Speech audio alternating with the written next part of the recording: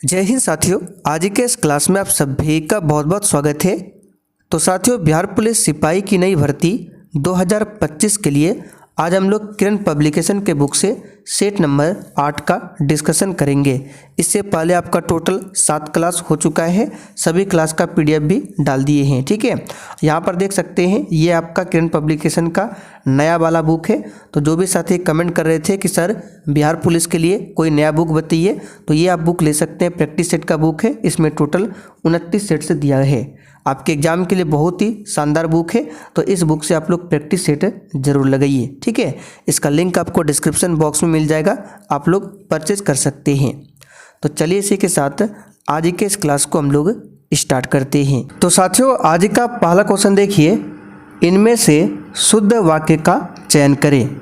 चलिए, 4 ऑप्शन आपके सामने दिए गए हैं और इसमें से जो वाक्य आपको शुद्ध लग रहा है आपको नीचे लाइव चैट में या फिर कमेंट बॉक्स में अपना अपना उत्तर करना है। चलिए बताइए, क्वेश्चन 1 के लिए आंसर क्या होगा, इनमें से शुद्ध वाक्य कौन सा है। तो यहाँ पर देखिए, भारत में अनेक बोली है, भारत में अनेकों बोलियां हैं, भारत में अनेक बोलियां हैं, भारत में अनेकों बोली है। तो यहाँ पर जो आपका सबसे शुद्ध वाक्य है यह है सी वाला ऑप्शन, भारत में अनेक बोलियां हैं। देखिए, अनेक खुद ही बहुवचन है तो अनेकों नहीं होगा, और बोली नहीं होगा क्योंकि बोली बहुत सारा है, तो यहाँ पर बोलियां होना चाहिए। तो इसमें ये त्रुटि है और इसमें ये त्रुटि है। तो तीसरे नंबर में भारत में अनेक बोलियां हैं, यहाँ पर भी अनेकों है तो अनेकों नहीं होगा, क्योंकि अनेक का मतलब ही होता है बहुवचन। अब इसमें अगर ये लगा देंगे तो ये आपका पूरा गलत होगा, इसलिए अनेकों नहीं होगा, अनेक होगा। तो भारत में अनेक बोलियां हैं, ये सबसे शुद्ध वाक्य है। अगला क्वेश्चन देखिए, सापेक्ष शब्द का विलोम कौन सा होगा। चलिए बताइए, क्वेश्चन 2 के लिए आंसर। आगे अभी आपको जीके और साइंस का भी क्वेश्चन मिलेगा। बताइए, सापेक्ष शब्द का विलोम क्या होगा। सही आंसर है निरपेक्ष। ठीक है, सापेक्ष शब्द का उल्टा क्या होता है, निरपेक्ष होता है। चलिए आगे देखिए, इनमें से अरविंद शब्द का पर्यायवाची कौन सा है। बिल्कुल इसी टाइप से आपके एग्जाम में हिंदी व्याकरण के क्वेश्चन पूछे जाते हैं। चलिए बताइए इसका आंसर, इनमें से अरविंद शब्द का पर्यायवाची कौन सा है। तो अरविंद का पर्यायवाची पंकज होता है, जलज होता है। ठीक है, पंकज, जलज, नीरज, सरोज, ये सभी अरविंद का पर्यायवाची है। ठीक है, और कमल भी अरविंद का ही पर्यायवाची होता है। तो यहाँ पर देख सकते हैं कमल दिया हुआ है, तो इसका सही जवाब क्या है, कमल, ये अरविंद का पर्यायवाची है। गुलाब का पर्यायवाची क्या क्या होता है, तो पाटल। पाटल क्या है, गुलाब का पर्यायवाची है। पाटल के बाद याद रखिएगा स्थल कमल, स्थल कमल भी गुलाब को ही बोला जाता है। चलिए आगे देखते हैं, पधारो म्हारे देश शीर्षक पाठ के लेखक कौन है। बताइए, पधारो म्हारे देश शीर्षक पाठ के लेखक कौन है। सही जवाब है अनुपम मिश्र। यहाँ पर ए ऑप्शन आपका सही जवाब है, याद कर लीजिए। पधारो म्हारे देश शीर्षक पाठ के लेखक कौन है, अनुपम मिश्र। नाखून क्यों बढ़ते हैं गद्य की कौन सी विधा है।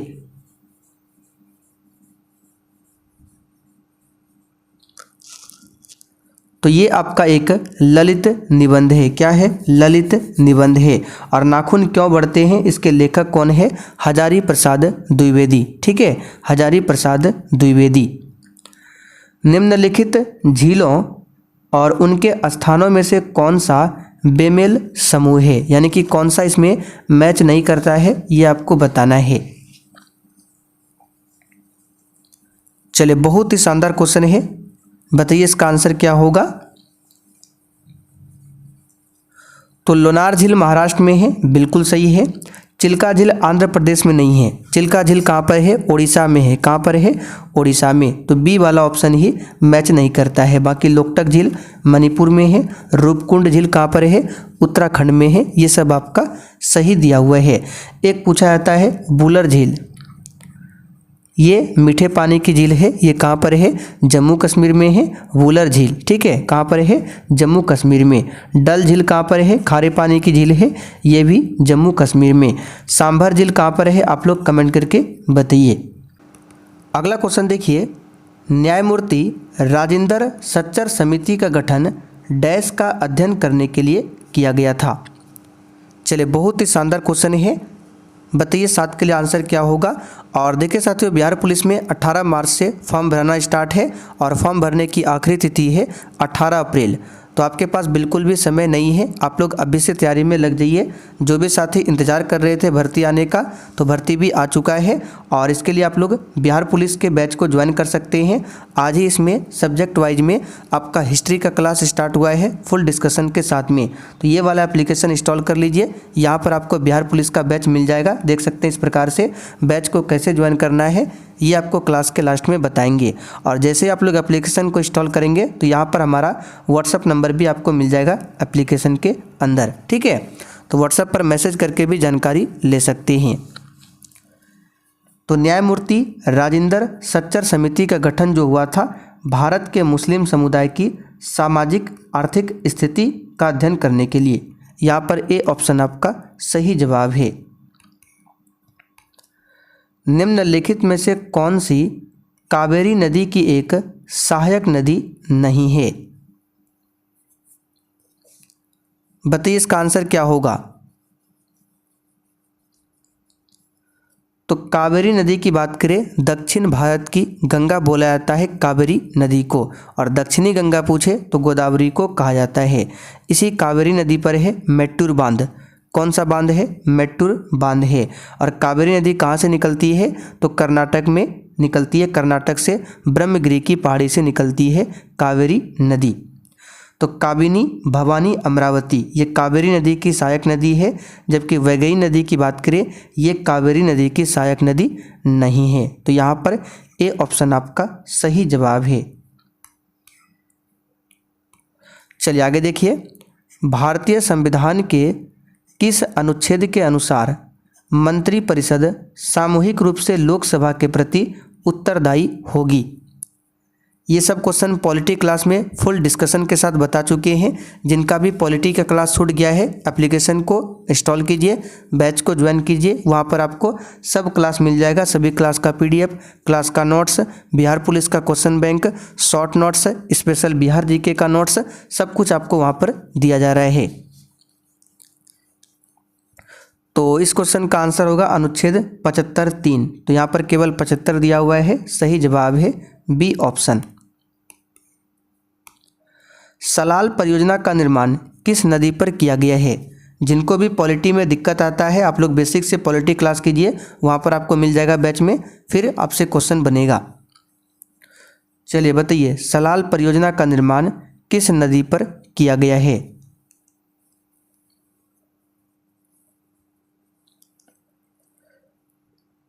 तो सलाल हाइड्रो इलेक्ट्रिक प्रोजेक्ट जो है ये भारत के जम्मू कश्मीर में स्थित है।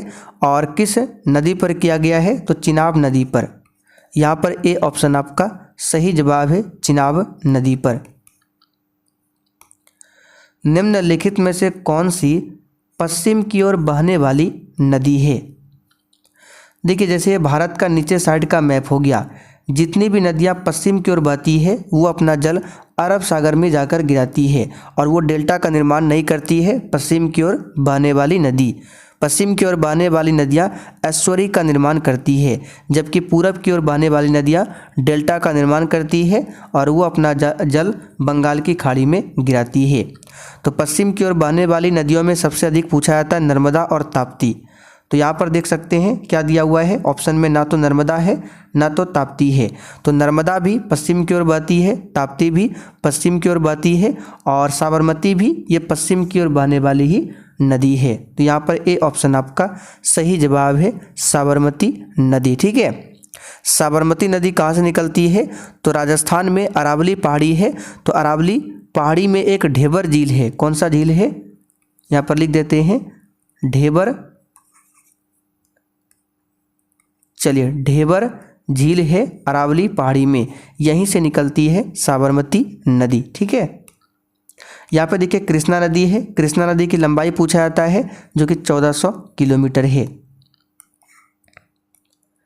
निम्नलिखित में से कौन सा ग्रंथ कश्मीर के राजाओं का विस्तृत विवरण देता है?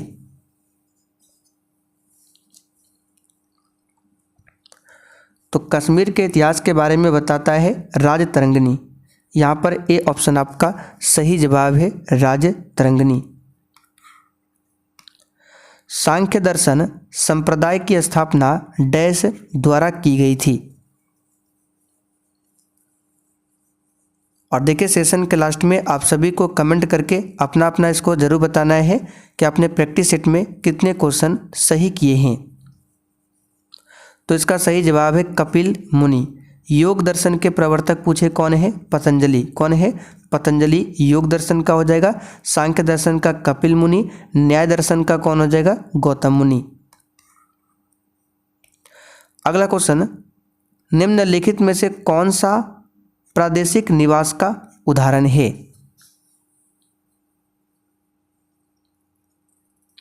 चलिए बताइए। प्रादेशिक निवास का मतलब होता है स्थलीय निवास, और स्थलीय निवास वे है जो भूमि पर पाए जाते हैं। ठीक है, कहाँ पर? भूमि पर, जैसे वन हो गया, घास का मैदान, रेगिस्तान। ठीक है, ये सभी क्या है? प्रादेशिक निवास है। तो यहाँ पर देखिए इसका आंसर क्या हो जाएगा? घास भूमि। ए ऑप्शन आपका सही आंसर है। भारत की बैंकिंग प्रणाली के संदर्भ में NEFT का पूर्ण रूप क्या है? इस बार बिहार पुलिस में फुल फॉर्म से भी क्वेश्चन पूछा गया था। बताइए NEFT का फुल फॉर्म क्या है और ये बैंकिंग प्रणाली से संबंधित है। तो इसका फुल फॉर्म होता है नेशनल इलेक्ट्रॉनिक फंड्स ट्रांसफ़र। ठीक है, इसको याद कर लीजिए, नेशनल इलेक्ट्रॉनिक फंड्स ट्रांसफ़र। चलिए आगे देखिए। निम्नलिखित में से कौन सी एक आग्नेय चट्टान का उदाहरण है?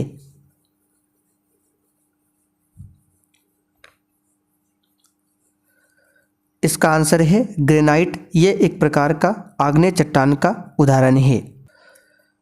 अगला क्वेश्चन देखिए, जवाहरलाल नेहरू की मृत्यु के बाद भारत के कार्यवाहक प्रधानमंत्री कौन बने थे? चलिए बताइए इस क्वेश्चन का आंसर क्या होगा। तो देखिए जब 1962 में चीन के साथ भारत का युद्ध चल रहा था तो उसी समय पंडित जवाहरलाल नेहरू की मृत्यु हो जाती है और कार्यवाहक प्रधानमंत्री बने थे गुलजारी लाल नंदा। यहाँ पर सी ऑप्शन आपका सही आंसर है। तमिल महाकाव्य शिल्पाधिकारम का लेखन किसने किया है?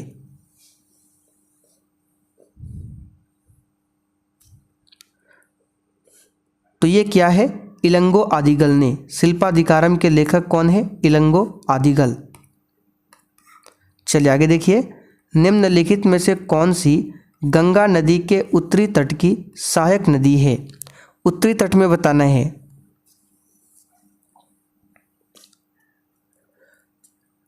तो इसके बारे में ज्योग्राफी क्लास में डिटेल्स में बता चुके हैं। ज्योग्राफी क्लास कीजिए, वहाँ पर आपको पूरा समझ में आ जाएगा। तो इसका सही जवाब है गंडक। क्या हो जाएगा? गंडक नदी। क्या पूछा गया है? उत्तरी तट की सहायक नदी। जैसे ये गंगा नदी है, सोन नदी की बात करें तो नीचे मध्य प्रदेश में अमरकंटक की पहाड़ी से निकलती है और ऊपर जाकर पटना में, बिहार की राजधानी पटना में जाकर गंगा नदी में मिल जाती है।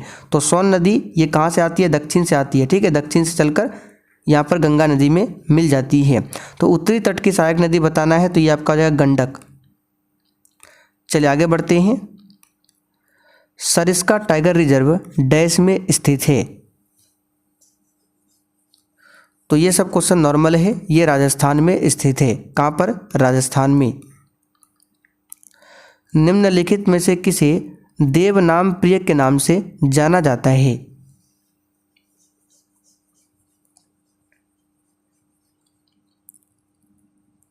तो तो देवनाम प्रिय के नाम से अशोक को जाना जाता है। किसे? अशोक को जाना जाता है। अगला क्वेश्चन, विजयनगर की प्राचीन राजधानी हम्पी कहाँ पर स्थित है? विजयनगर साम्राज्य की स्थापना हरिहर और बुक्का नामक दो भाइयों ने मिलकर किया था। कब? 1336 में। ठीक है,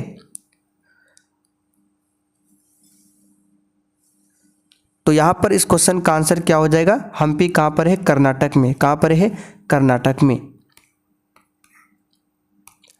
गंडीकोटा घाटी, जिसे भारत की वृहद घाटी यानी कि ग्रैंड कैनियन ऑफ इंडिया भी कहा जाता है, ये कहाँ स्थित है? तो ये आंध्र प्रदेश में स्थित है। अगला क्वेश्चन देखिए, भारतीय बैंकिंग प्रणाली के संदर्भ में आरटीजीएस का पूर्ण रूप क्या है? चलिए बताइए, आरटीजीएस का फुल फॉर्म क्या है? तो इसका फुल फॉर्म होता है real time gross settlement. A option यहाँ पर आपका सही है। भगत सिंह, सुखदेव और राजगुरु को कब फांसी दिया गया था? तो ये क्वेश्चन कई बार बता चुके हैं। 23 मार्च 1931 को दिया गया था लाहौर में। आगे देखिए, निम्नलिखित में से कौन सा व्यक्ति भारतीय रिजर्व बैंक का गवर्नर नहीं था?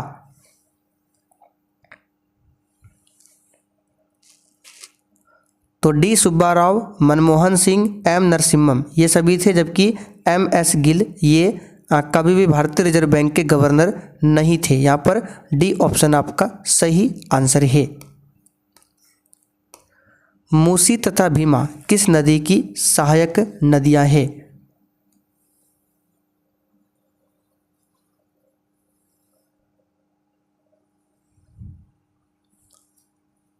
चलिए 32 क्वेश्चन का आंसर क्या होगा?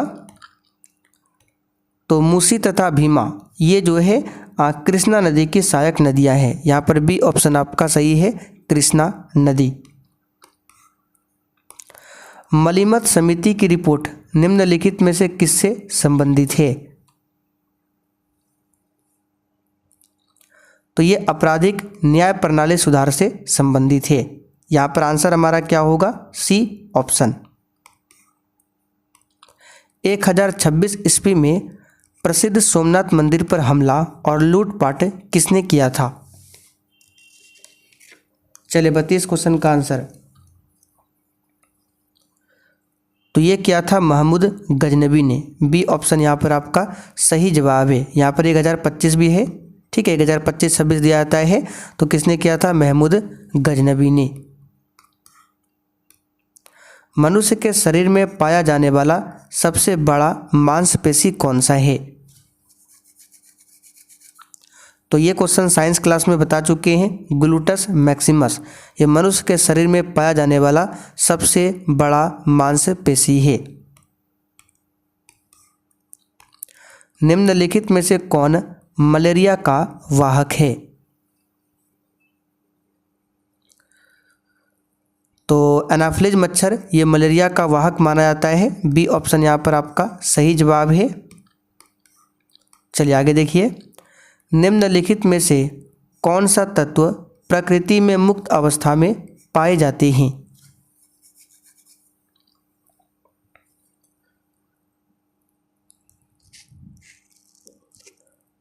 तो यहाँ पर ऑप्शन के अकॉर्डिंग बताना है sodium, potassium, aluminium, copper. Sodium को आप सभी जानते हैं मिट्टी के तेल में रखा जाता है। यहाँ पर मुक्त अवस्था में हो जाएगा ऑप्शन के अकॉर्डिंग कॉपर। ठीक है, कॉपर प्रकृति में मुक्त धातु अवस्था में पाया जाता है। चलिए, निम्नलिखित में से कौन सा उपकरण इंफ्रारेड विकिरण को मापता है?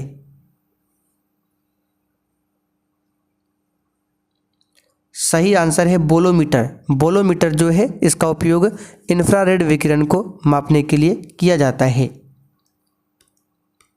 आगे देखिए, Zn SO4 × 7H2O किस तत्व का रासायनिक सूत्र है?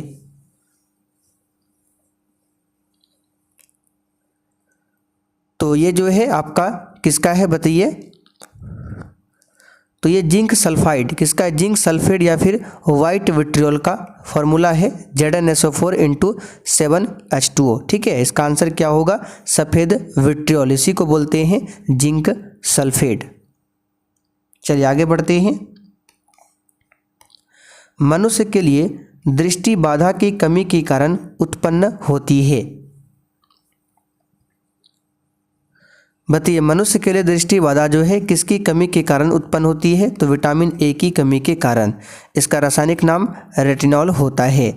आयोडीन की कमी से कौन सी बीमारी होती है, घेंघा रोग होता है। विद्युत प्रतिरोध की एसआई इकाई क्या है, यह तो नॉर्मल सा क्वेश्चन है, ओम। किस विटामिन का निर्माण हमारे शरीर में सूर्य के प्रकाश में होता है, तो ये है आपका विटामिन डी, जिसका रासायनिक नाम है कैल्सीफेरॉल। ऑक्जेलिक अम्ल निम्नलिखित में से किसमें पाया जाता है,